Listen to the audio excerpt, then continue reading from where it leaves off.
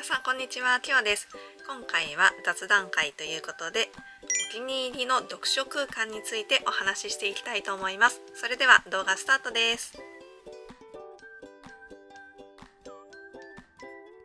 はい、ということで今回はですね、お話し会ということなんですけど、いろいろ家で読んだり、カフェで読んだり、通勤の途中で読んだりとかいろいろな場所で読書を楽しんでいる私なんですけど、その中でもお気に入りの空間って言ったらここだよみたいなのを、何回かに分けてねお伝えしていこうかなと思っていまして、で第1回の今回はカフェ編ということでいろいろなカフェについてお話ししていきたいと思います。で、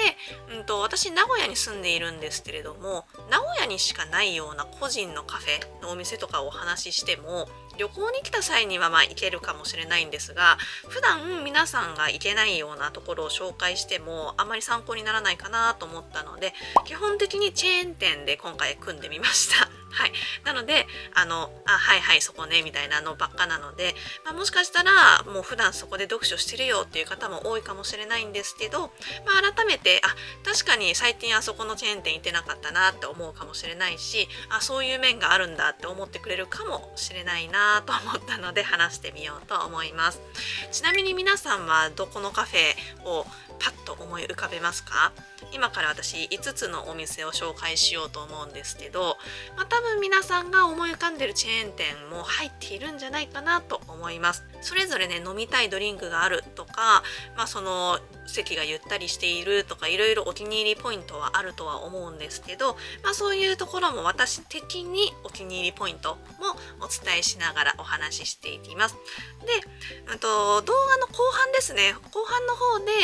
次回カフェに行く時に持っていこうかなって思う本を5冊ほどご紹介したいと思いますので、本紹介も後半に撮ってありますので、そちらも楽しみに見ていただけたら嬉しいです。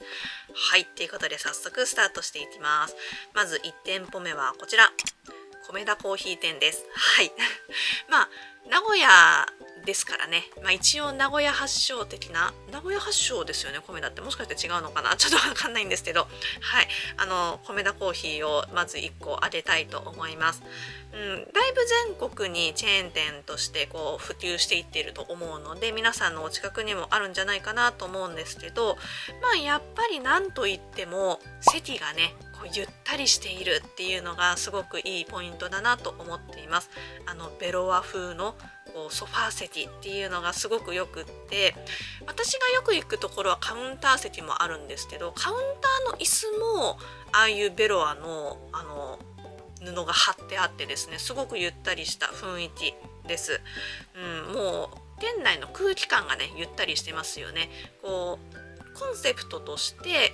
長居していただくっていうのが多分コンセプトとしてあるので、ああいうゆったり空間が生まれているのかなと思います。でやっぱりそのコンセプト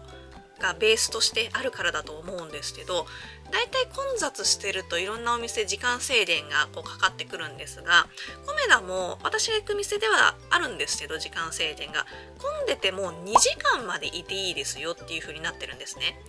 2時間ってなかなかあると思いません？今回は仕事だったり勉強っていうことは省いて読書っていうことで考えてみると、2時間読書をそこでしていいって考えるとなかなかいていいですよって言ってくれてるなと思って、その点もねすごく私はコメダを推していきたいところです。であとその一人一人の一席のスペースが本当に広いなと思っているので、本当にさっきも言ったカウンターでもですね結構横幅が広いので、ゆったりできますね。なのでテーブル席じゃなくてもゆったりできるので、もしね行ったことないっていう人がいたら一人でもぜひ入ってみてほしいなと思います。でやっぱり2時間いていいよっていうだけあって、ドリンクの量もなんか多いかなって思います。他のチェーン店みたいにショートとか S サイズとかそういうサイズ展開はあんまりないんですけど、普通のタイプでも結構量があるなって私は思うので、十分2時間いられるなって思っています。で普通の量で足りないって人はたっぷりサイズっていうのがありますので、そちらを頼んでいただければより量が多くやってきますのでゆっくりできるんじゃないかなと思います。はい、ということで1つ目のお気に入りカフェはコメダでした。では2つ目のお気に入りカフェはこちら、スターバックスコーヒーです。はい、もうこれはね、皆さん多分一度は行かれてるでしょう。私最初に冒頭で問いかけしたんですけど、どこのカフェを思い浮かべますかっていう問いかけに対して多分一番上がるのがスタバなんじゃないかなと私は思っています。スタバのいいところは、私さっきのコメダとはまた真逆にあると思っていまして、どういうことかっていうと、コメダはとにかくゆったりできるっていう空間だったんですけど、スタバは周りが結構作業してますよね。読書だったり勉強だったり仕事だったりで、しかもオンラインの通話してたりとか、あと勉強だったらそこに講師と生徒さんで多分いらっしゃって会話をするっていう、そういう講座みたいなのをやってたりとか、いろいろあるんですけど、とにかく周りがゆったりしようっていう、静かにこの空間を過ごそうっていうのじゃないっていうか、向上心を持った方が多いと言いますか、何かしら作業をしているっていうのがスタバの特徴かなと思っていまして、その点、ガチャガチャしていて好きじゃないっていう方もいるとは思うんですが、逆に好きなことをしてもいい空間というか、人目をそんなに気にせずできる空間だなと思います。私もよく動画を撮ったりとかするんですけど、コメダはスペースが広いので撮りやすいんですね。すごく気にせず。で、スタバは逆にみんなが何かしらパソコンを開いてたりとか、スマホを置いて動画見てたりとかしているので、結構気兼ねなくパッと置いて撮影しやすいなっていう、ちょっと特殊な理由かもしれないんですけど、そういう点でもすごくよくって、なので読書をするのも、あの本読んでるんだとか、あんな本読んでるんだみたいな風に多分見られてない、何にも気にしてない、周りの方は一切こちらを気にしてないんだろうなっていうのがいいなって思っています、スタバは。はい。で、スタバはですね、結構混んでると時間制限がかかってくるんですけど、人気もありますし、結構一日のうちで大半時間制限みたいなこともあるんですが、私が行くところはですね、だいたい90分っていうことが多くって、これが全国共通なのかわからないんですけど、90分だったらそんなに早く出なきゃっていう感じもないのでいいかなと思っています。で、一ついいなともう一個思ってるのは、夜に行くとフードのコーナーが 20% オフになるじゃないですか。残るのを減らそうみたいな感じで、20% オフになった時にちょうど食べたいケーキとかがあるとラッキーっていう感じで私よく買うんですけどもうそれがね、いいなと思っています。で、あとドリンクの種類もね、本当に多くあるので、季節限定のものも多いですし、そういう点もいいですね。あとBGM が私おしゃれだなと思っていて、結構洋楽が流れてることが多いと思うんですけど、一番好きなのはやっぱりクリスマスシーズンで、クリスマスの音楽を聴くためだけに、その12月に入ったら私はもうスタバに通いまくるみたいな生活を結構毎年送ってるんですけどはい、それぐらいいいですね。読書には邪魔にならない程度の大きさの BGM なので、それもいいなと思います。はい。周りのね、ガチャガチャ音とかが気になるっていう方はあんまりスタバは向かないのかもしれないんですけど、逆にそういう点が気にせず空間を使えるっていうことでいいなと思ったので、私はお気に入りの空間として2つ目に挙げてみました。それでは3店舗目はこちらです。イタリアントマトです。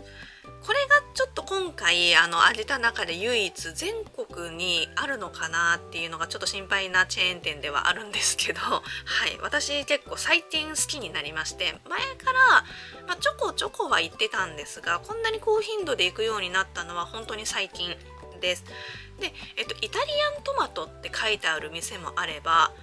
カフェベローナみたいななんか名前でこう書いてある店舗もあるみたいなので、ちょっとそこは皆さんのお近くのところを調べていただいて、あるなとかないわとかちょっと見ていただけたらなと思います。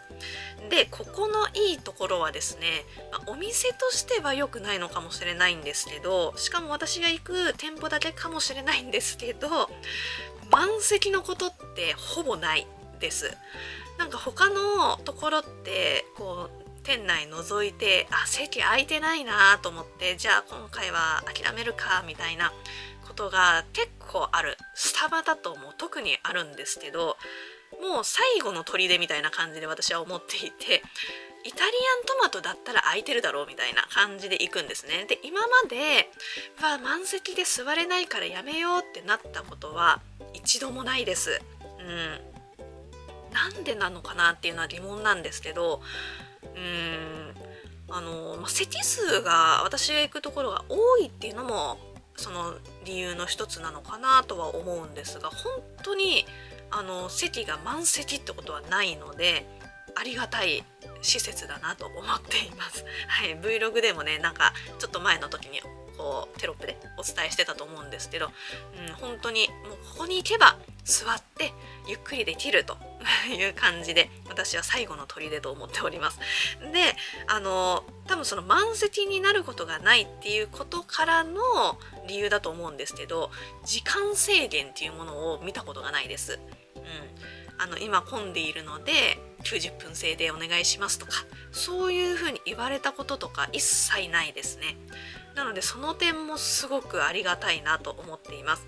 こうやって今回私がこうやってお伝えして、そうなんだと思って、じゃあイタリアントマトで1日過ごしてやろうみたいな、そういう人が増えちゃうとそれもそれで困るんですけど、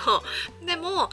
一定1時間とか1時間半とかこうゆっくり読書を楽しみたいっていう人には本当にいい施設かなと思いますので、ぜひぜひ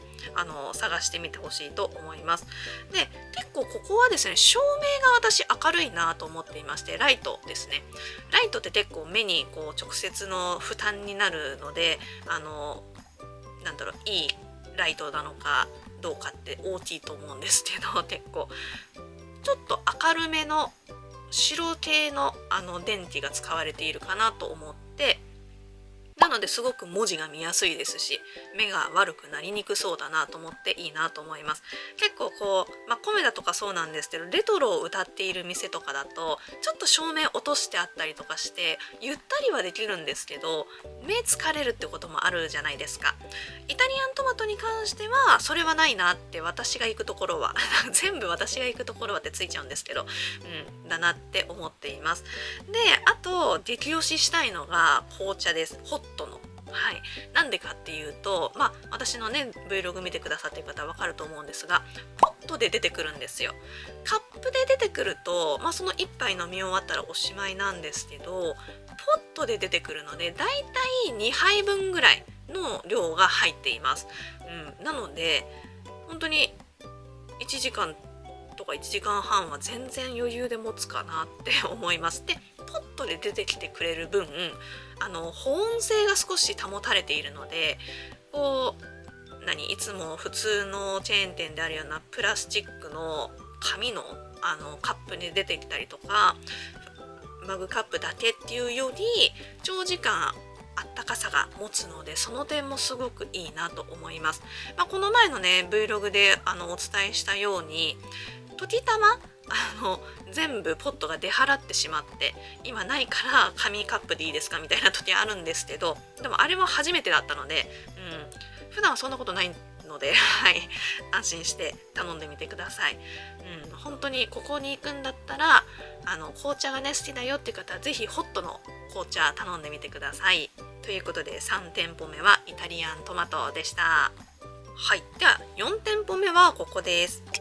タリーズコーヒーです。はい、これは皆さんのお近くにあるんじゃないでしょうか。私ここの店舗のいいなと思うところは、チェーン店スタバとか、そういうチェーン店ながら落ち着いた雰囲気があるなと思っています。多分この色味が緑とか茶色とかそういうのをベースにしているじゃないですか。カップの色もそうですよね。なので少し英国風というか、なんか私が思うのはシャーロック・ホームズの世界にありそうだなみたいな感じなんですけど、なんかちょっとチェーン店らしからぬ落ち着きがあるなって思っています。なんかコメダみたいに本当に1店舗で立っている店が多くって、そういうお家にいるみたいなゆったりさを提供っていう風じゃなく、ファストチェーン店っていうんですか、スタバとかああいうカフェドクリエとか、さっきも言ったイタリアントマトとかそういう感じのお店と比べると、すごく店内が落ち着いた雰囲気があるなと思います。で、先ほどのイタリアントマトと比較してしまうと良くないんですけど、その影響もあってちょっと照明が暗い席もあるんですけど、でもなんかその店内の色味と相まってなんか書斎で読書をしているような気分になれるので、その点がすごくいいなと思っています。で、タリーズのいい点はですね、アプリ皆さん使ってますか？アプリでポイントを貯めれたりするんですけど、でアプリでカードを登録してそこにチャージしておいて払うっていうのが、できるんですが、ポイントが毎日スロットを回すともらえるんですよ。でその、1ポイントから1000ポイントまで幅があって、当たるんですけど、絶対1ポイントは当たるんですね。でも結構高頻度で1000ポイント当たるんです。で1000ポイントが当たらなかったとしても100とか500とか結構当たるので、ほいほいポイント貯まっていくんですね。でポイントは1ポイント1円で使えるわけじゃないんですけど、その何千ポイントで何百円引きのクーポンに変えれますよみたいな、そういう感じなんですが、私もう本当に今5万ポイントとか貯まってて毎日もやってるんですけど、ルーレット。そうなんですよ。なので結構毎回何百円引きっていうクーポンを使って飲んでいるので、すごくお得だなと思っています。はい、なのでもしタリーズ行くんだけどそのルーレットやってなかったとかいう方、もったいないのでぜひぜひやってみてください。はい、ということで4店舗目はタリーズでした。ではラスト5店舗目はこちら、ドトールコーヒーです。はい。もう本当にチェーン店だなって感じなんですけど、はい。このドトールコーヒーはですね、今回挙げた5つの中で圧倒的にリーズナブルだと思っています。値段をね、見比べてみてほしいと思うんですけど、安いです。で、じゃあ量がすごい少ないのかっていうと、別にそういうわけでもないというか、そんな少なっていう風に思うような量ではないので、私は満足しているんですけど、もうリーズナブルなので、ちょっと時間があるな、じゃあ入ろうかなみたいな感じで気軽に入れます。なんか他のところだと600円とか出しちゃったりするので、もう1時間は痛いなみたいな気分になるんですけど、300、400円とかで済むんだったら、30分でもいいかみたいな感じで入れたりしますね。なのでそういうところはすごくいいなと思っています。なんですけど、やっぱりそういうふうに短い滞在をこう目指してるというか、そういうのがあるのかわからないんですが、一席ごとのスペースが狭いかなっていうのは私感じていて、そうなんですよね。なので私は基本的に空いてる時を狙っていくようにしています。平日の午前中とか、そうですね、夜も夕方じゃなくちゃんと夜とかもうみんな帰っちゃったかなみたいな、ああいうところって結構9時とか10時とかまでやってくれてるお店が多いので、遅い時間に入ることが多いですね。であとはやっぱりそういう早く多分回転率を回したいっていうことなんだと思うんですけど、混んでいるとここは60分制っていうことが多いかなって私は思うので、そういう点でもやっぱり空いてる時を狙っていった方がいいお店だとは思います。でももう本当にそういう、ちょっとデメリットはあるんですけど、安いっていうのが多いので大きいので、私は使ってますね、よく。動画にもよく出てくるかなと思います。はい、ということで5店舗目はドトールを挙げさせていただきました。はい、ということで今のところコメダ、スタバ、イタリアントマト、タリーズ、ドトールの5店舗を当てさせていただきました。どうですか？皆さんが思い描いていたカフェ入ってましたもしね、あ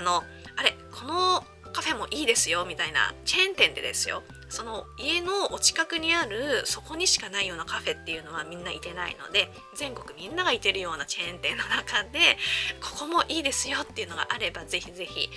コメント欄で教えていただけたらなと思います。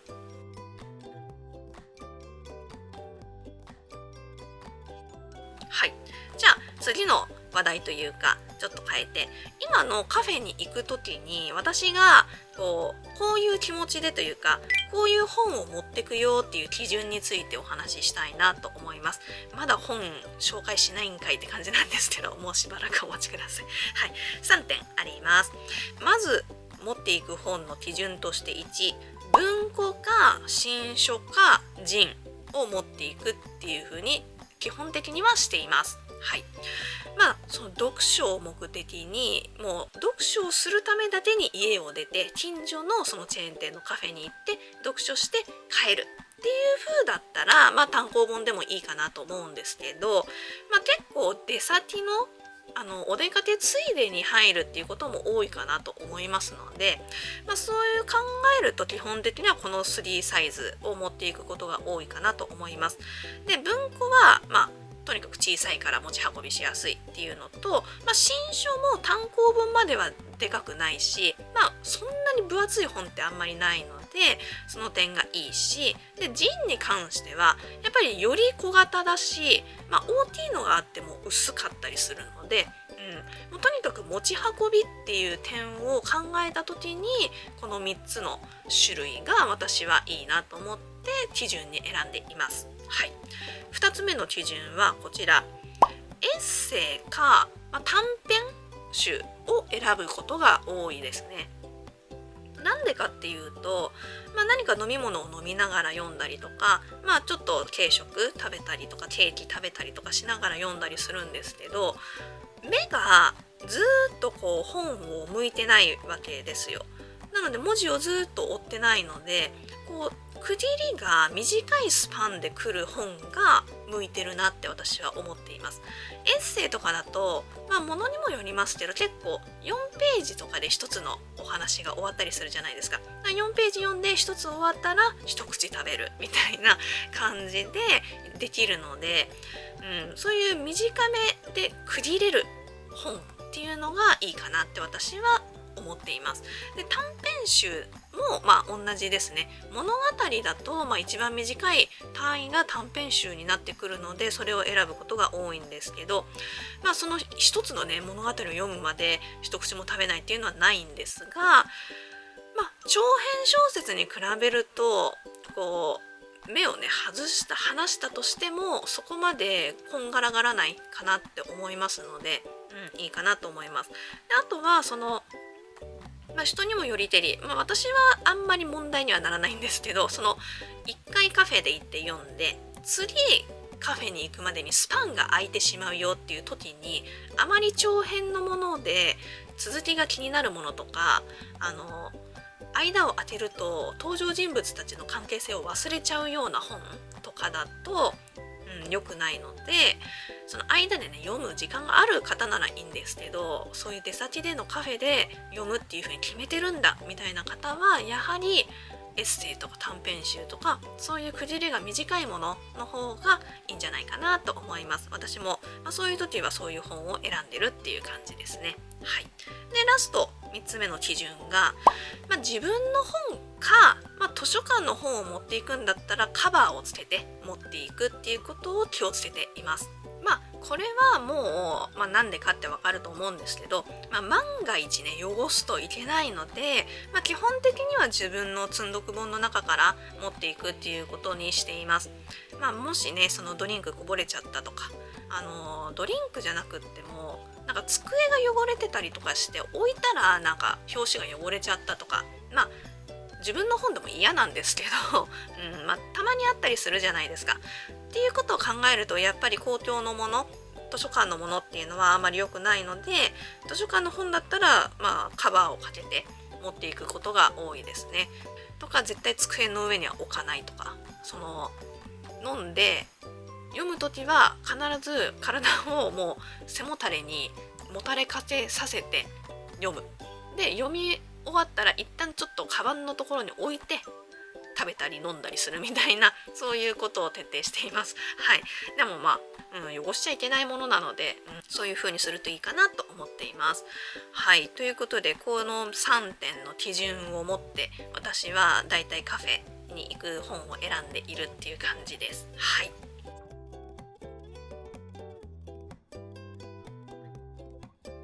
はい、ということでここまででね結構長く喋ってきてしまったんですけど、ラストついに次回持っていく本たちをご紹介しようかなと思います。5冊挙げてみました。はい、まず1冊目はですね、先ほど私が力説していた基準からは全くもって外れる本を選んだんですけど、はい、こちらです。はい、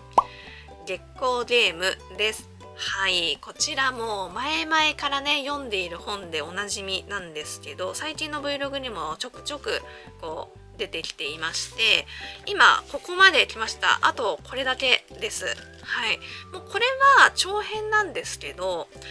もう終わるなっていうところで一気に行きたいっていう感じなので、コメダとか行く時に持って行ってもうガッと読み終えようかなっていう感じで選びました。はい、もう2月中には絶対終わるだろうという予想でおります。はい、で2冊目はこちらです。じゃーん、レモンの艶のような日々です。はい、こちらはジンですね。こんな感じの薄さ、分厚さになります。さっきの月光ゲームと比べると半分ぐらいかなーっていう感じです。で、大きさはこれは本当に文庫本と同じ大きさですね。はい。で、これはジンなのでそういう風に軽いし持っていきたいし、エッセイっていうことでこう細切れに分かれているので、こういうのを私はちょくちょく持っていくっていう感じで、次回はこれも持っていこうかなと思っています。はい。で、3冊目はこちらです。じゃん。これカバーついてるんですけど、見えますかね。ここ虫文庫っていう風に書いてあって、こちらは私の家族がですね、倉敷だったかなに旅行に行った際に買ってきてくれたお土産本っていう感じなんですけど、中はですね、こちらちくま文庫の本になっています。私の小さな古本屋という題なんですけど、ここ見えますか？虫文庫店主っていう風に書いてあるんですけどはい、そうなんですよ。この先ほどカバーをお見せしたこちらの虫文庫さん、書店ですね、個人経営の個人書店なんですけど、そのが本を出されているっていうことでその本になっています。はい、まだ全然読んでいないんですけど、この虫文庫さんのオリジナルのしおりまでついています。で、こちらの本は、初めて今回動画で出す本なのでちょっとだけご説明すると、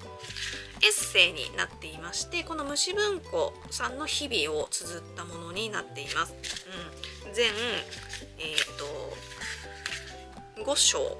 に分かれているんですけど、これちくま文庫から出ていますので、多分お近くの普通の書店でも売られているとは思うんですけど、ぜひそういう一般の本屋さんが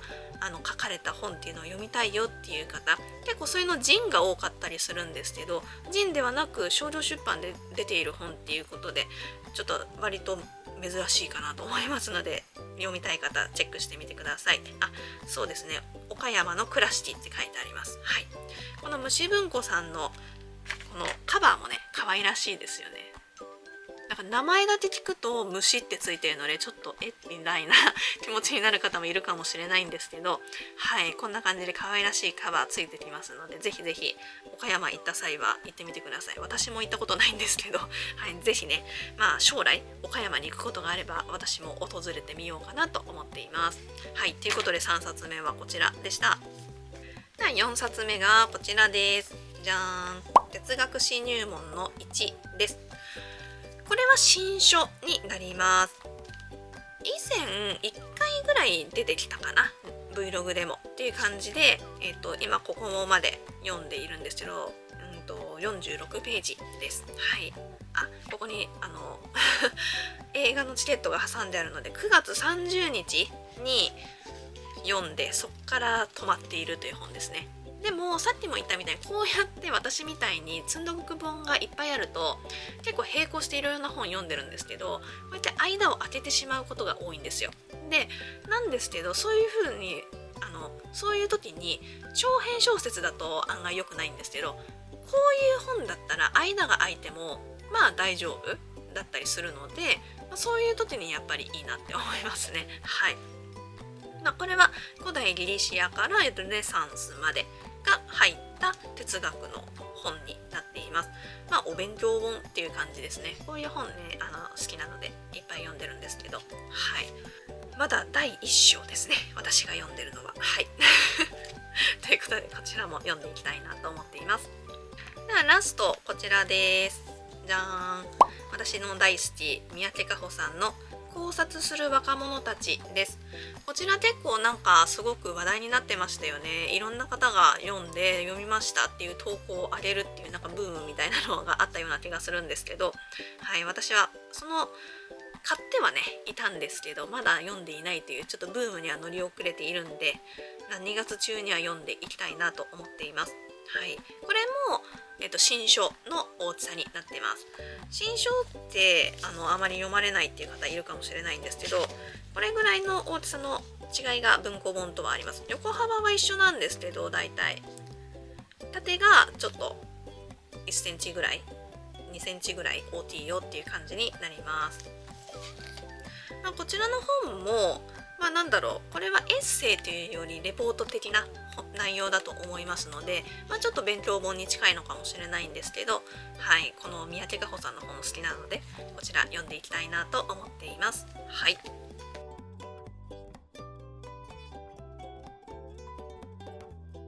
はい、ということで今回はお話会ということで結構長々と喋ってしまったんですけど、はい、楽しんでいただけていたら嬉しいです。いろんなねお気に入りの読書空間があるかと思うんですが、今回はカフェ編ということで5つの店舗をご紹介してみました。動画の途中でもお伝えしたんですけど、もし皆さんの思い描いているお気に入りのカフェでチェーン店がありましたら、ぜひぜひコメント欄に教えていただきたいなと思います。確かに私の近くにもその店あるなとか思うのもあると思いますので、チェーン店ってねまだまだいっぱいありますしね、今回は5つに絞ったのでこの5個しか挙げれなかったんですけど、私もよく行くカフェまだまだいっぱいありますので、はい、皆さんの好きもお伝えいただけたらなと思います。でもしよければ次回カフェで読書をするよっていう時には、私はこの本を持っていこうと思いますって言った本をあげてくれたら嬉しいなと思います。私はね先ほどもお伝えしたこの5冊をいっぺんに持っていくわけではないですよ。順番に、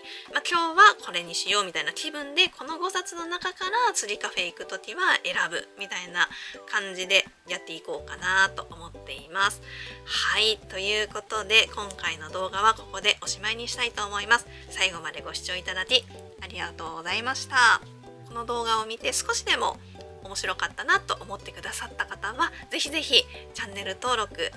高評価、コメントお待ちしていますので、もしよければお願いします。はい、ハイプっていうのもねあるみたいなので、そちらもぜひ押していただけたら嬉しいです。また月290円でやっているメンバーシップの方も随時皆さんの参加お待ちしていますので、ぜひぜひ概要欄にてチェックしてみてください。それではまた次回の動画でお会いしましょう。きよでした。